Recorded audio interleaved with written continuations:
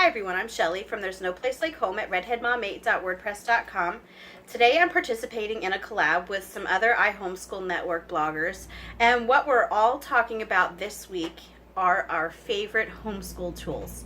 Specifically, our absolute favorite homeschool tool. So I'm going to narrow it down to one.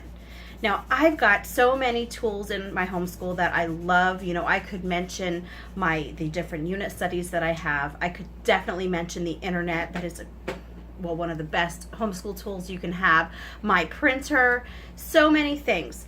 But if I only have to pick one thing, this is my favorite tool, my library card. Now, you all know that I like to do notebooking, and you know that I like to do unit studies, and that really does require a lot of printables and a lot of access to the internet. But when it comes down to it, if for some reason I had no internet and didn't have any access to print things, I can do all of that with this card anyway. And if you think about it, the library is so much more of a homeschool resource than a lot of people give it credit for. You know, a lot of times when we think of the library, we just think of getting books or possibly movies, but it's so much more than that. You know, they have the internet access there, that you can make copies, you can print things there.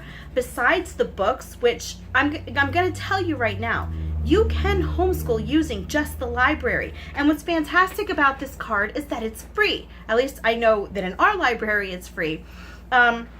So talk about frugal homeschooling. You really can find books for anything at the library. Just today, my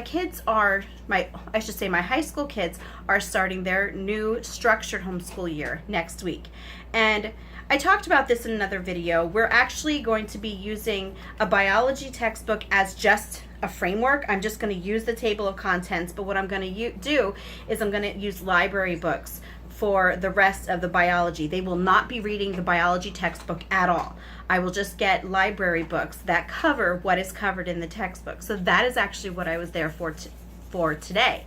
So not only is it just books that you can use for your curriculum and movies, there is music. My library has a website that has free foreign language on it.